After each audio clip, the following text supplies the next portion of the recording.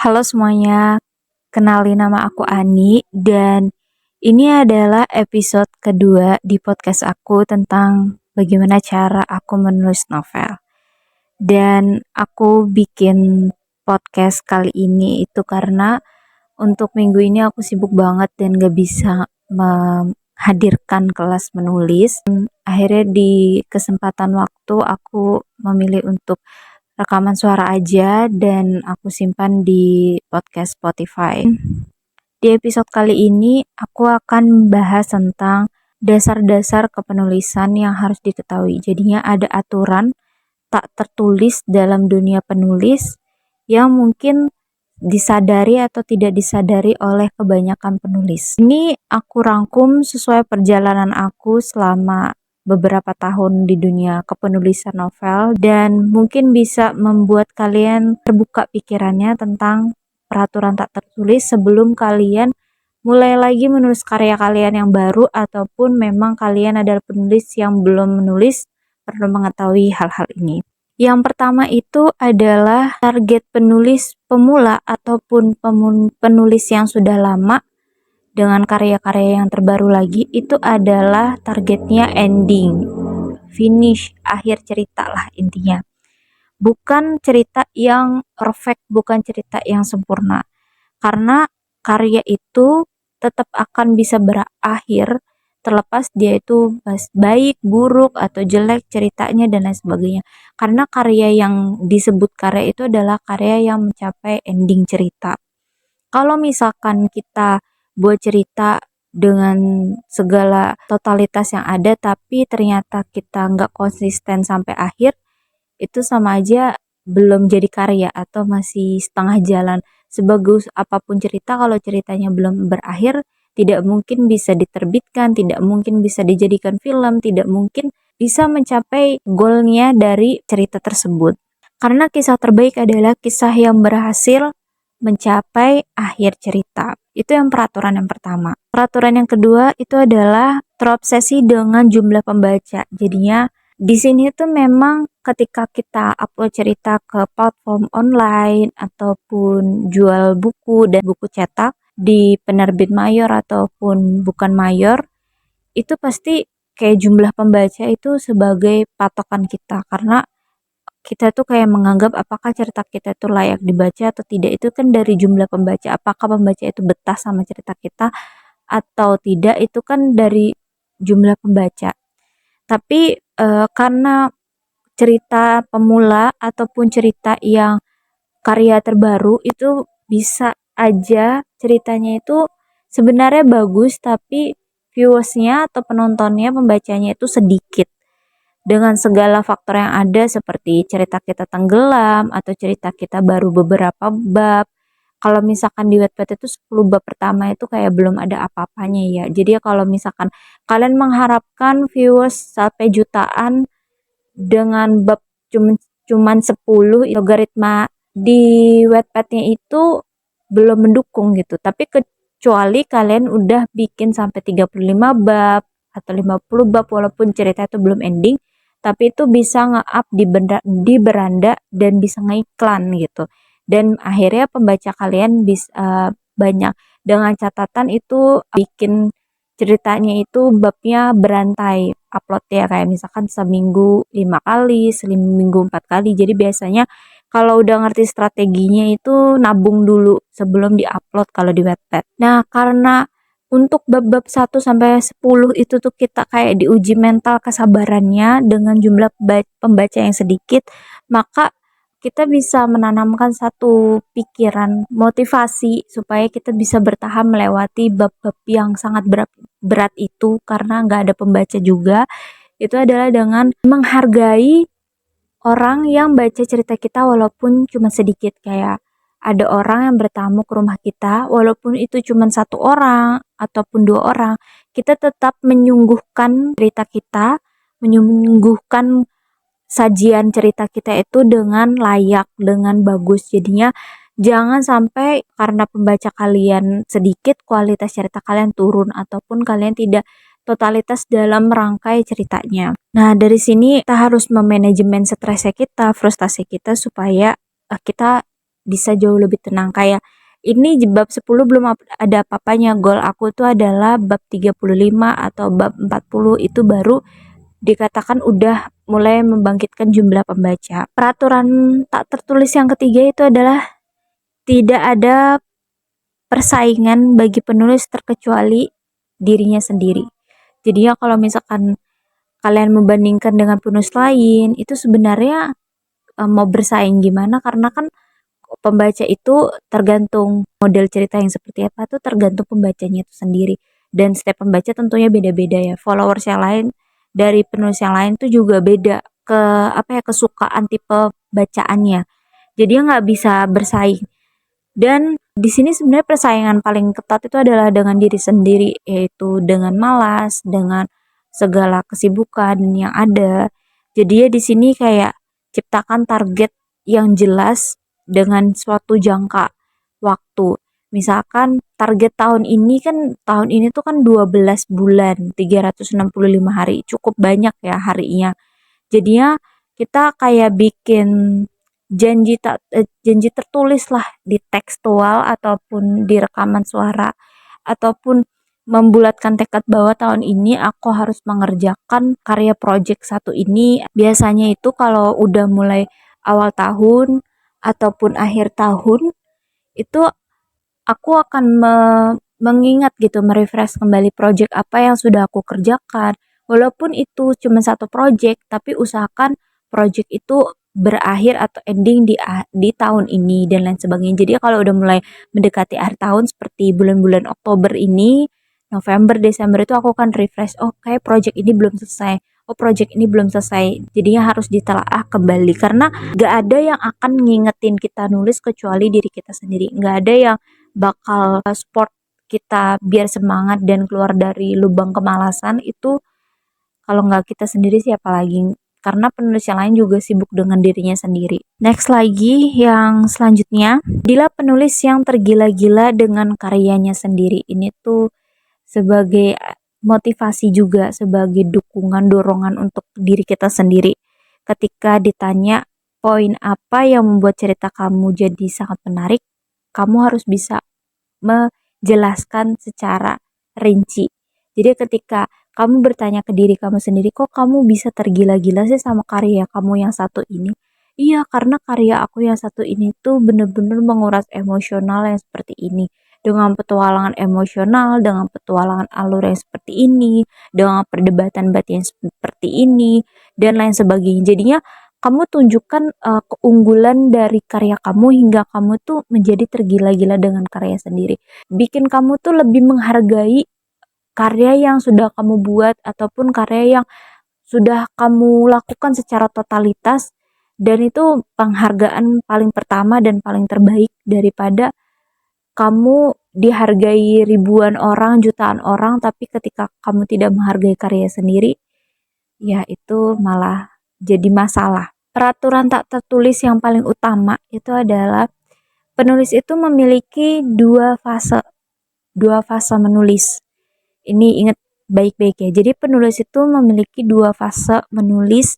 Yang pertama, fase menggali ide, merangkum ide, mencatat ide, dan merangkai ide. Jadi ya tercetus idenya, mulai dicatat, mulai dirangkai satu persatu hingga terjadi outline atau garis besar ceritanya. Fase kedua itu adalah fase benar-benar ketika kita menulis karyanya. Jadi kita udah punya outline, barulah kita tulis.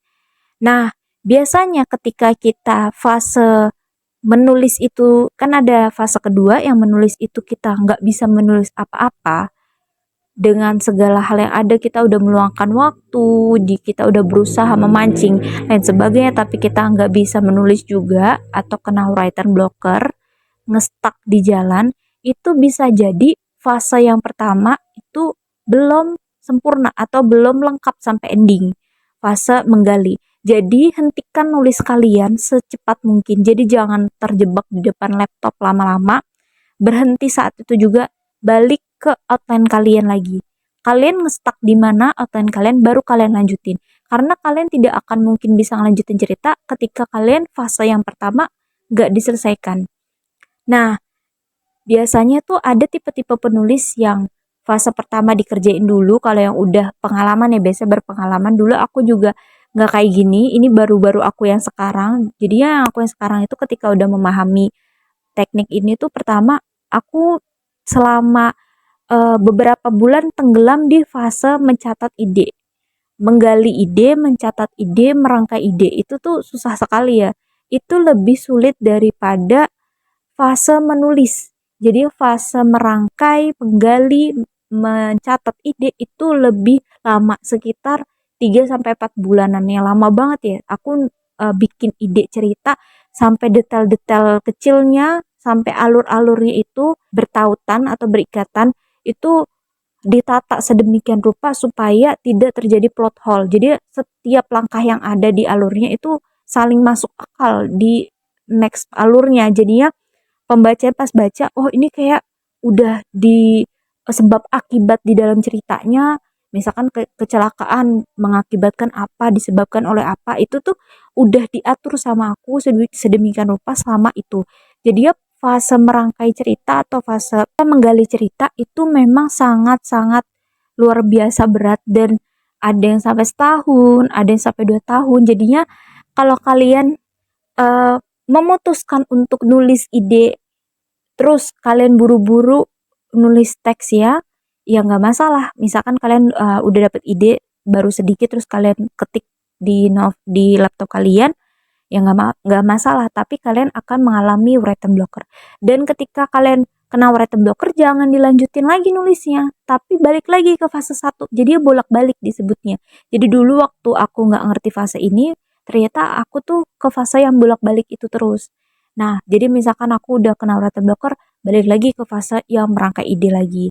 Terus udah selesai kayak secukupnya, baru beberapa poin, aku balik lagi ke fase menulis lagi. Tapi itu yang membuat aku jadi membuang waktu lebih lama, ataupun aku ngalamin kelelahan yang luar biasa. Jadinya ketika itu akhirnya aku mulai deh dirancang target menulis aku tuh gimana. Misalkan dalam setahun nih, waktu awal tahun Januari, Februari itu kan aku masih nulis di project ceritaku sebelumnya yang Vanilla. Itu aku minta break dulu ke diri aku sendiri, kayak aku butuh break sebulan atau break 2 bulan. Dan akhirnya setelah break, aku mulai lanjut eh, ke project cerita yang Sadriana. Nah, itu aku putuskan sekitar 3 sampai 4 bulan merangkai merangkai, menggali, dipancing-pancing biar alurnya itu bisa bisa sedemikian rupa. Kan pasti macet-macet dong kalau bikin alur cerita itu.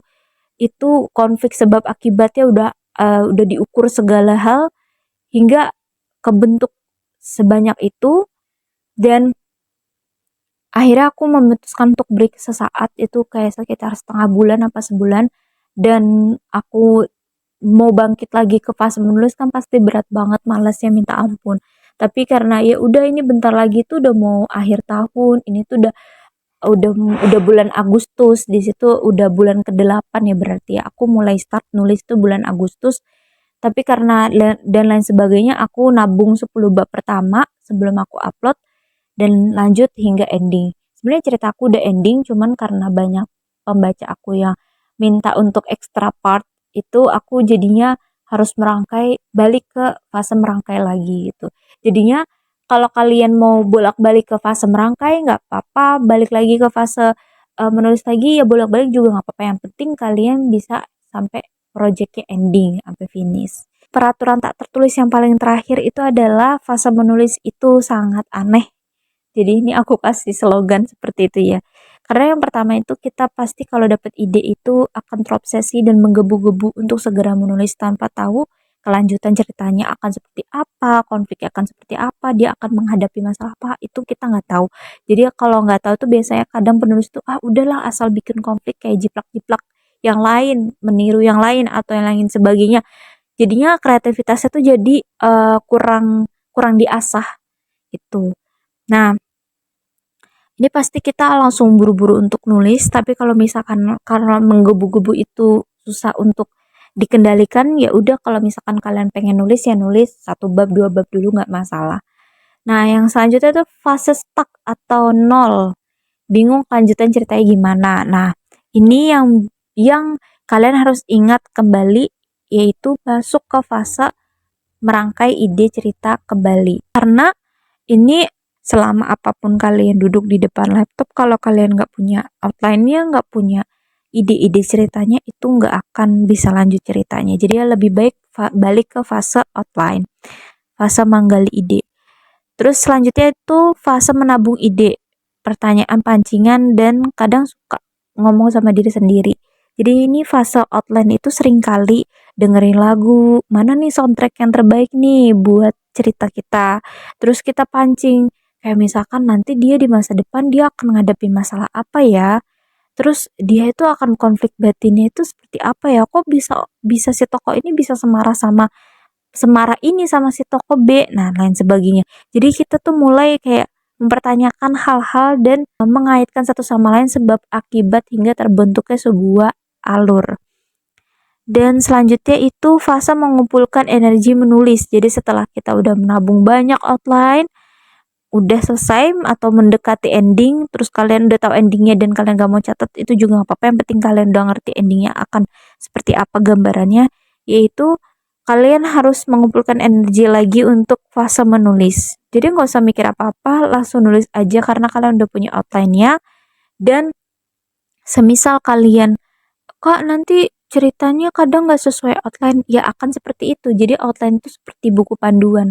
Jadi ketika diterjun ke nulisnya langsung, ternyata buku panduannya itu kurang baik ataupun ada yang lebih baik dari buku panduan itu, ya bisa diganti-ganti, bisa diubah-ubah. Yang penting masih sejalur sama ceritanya, sama alurnya itu masih segaris besar.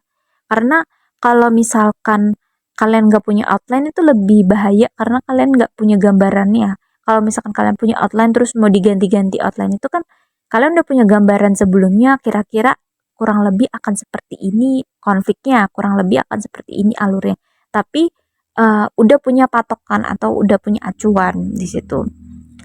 Selanjutnya itu fase ambisius atau kepercayaan diri yang aneh. Ketika kalian udah menggebu-gebu dalam menulis, kalian akan punya kepercayaan diri dan siap untuk terus terbas menulis sampai ribuan kata karena kalian udah pegang outline sangat banyak. Terus selanjutnya itu fase khawatir, jumlah pembaca aku sedikit dan lain sebagainya, atau aku ngerasa suntuk dan lain sebagainya. Jadi ada banyak kekhawatiran yang harus kita manajemen, yang harus kita telaah baik-baik. Di mana sih letak kekhawatiran kita? Oh, ternyata aku khawatir takut pembaca aku tuh tidak nyaman sama ceritanya. Itu kalian bisa kasih notes di bawahnya. Jadi misalkan kalian upload bab ke-10, bab ke-15, kalian kasih catatan kaki gitu di bawahnya. Menurut kalian sampai bab ini apakah cerita ini layak untuk dilanjutkan atau bagaimana menurut kalian tokoh A, apakah dia itu sifatnya itu sangat kalian sukai ataupun sifatnya begini. Jadi kalian bisa kasih feedback, minta feedback dari si pembacanya daripada kalian ke feedback ke orang lain yang nggak baca cerita kalian. Lebih baik feedback langsung dari pembaca aja. Jadi kalian kasih catatan, mohon jawab ya soalnya aku merasa khawatir takut cerita aku tidak baik. Biasanya aku juga nulis kayak gitu. Bahkan di novel Sardiana pun aku juga mengalami kekhawatiran itu dan aku meninggalkan beberapa catatan kaki tentang itu. 2 kali aku ninggalin di bab keberapa ya aku lupa. Intinya sama pembacaku, kak oke kak, masih bagus, lanjut aja nggak usah khawatir, biasanya kayak gitu. Karena pembaca aku tipe yang jarang komen, ninggalin komentar di bab-bab cerita aku, jadinya mereka nggak akan komen kalau aku nggak mancing dulu untuk komentar. Selanjutnya itu adalah fase kehilangan. Ini ketika kita sudah sampai ending cerita. Beberapa project aku sebelumnya ketika mencapai ending itu kayak fase jadi payah kita tuh akhirnya sudah selesai gitu. Jadi ada fase kehilangan tapi juga seneng juga dan merasa happy, merasa apa ya, puas lah tentang karya kita, terlepas karya kita itu bagus atau jelek, karena cerita terbaik adalah cerita yang berakhir. Dan untuk podcast kali ini semoga bisa bermanfaat buat kalian semua, bisa kalian denger-denger ulang. Kalau kalian butuh dukungan atau kalian butuh dorongan yang menguatkan tekad kalian untuk mengakhiri project-project cerita kalian. Semoga kalian menjadi penuh sukses. Bye bye. Sampai ketemu di episode selanjutnya.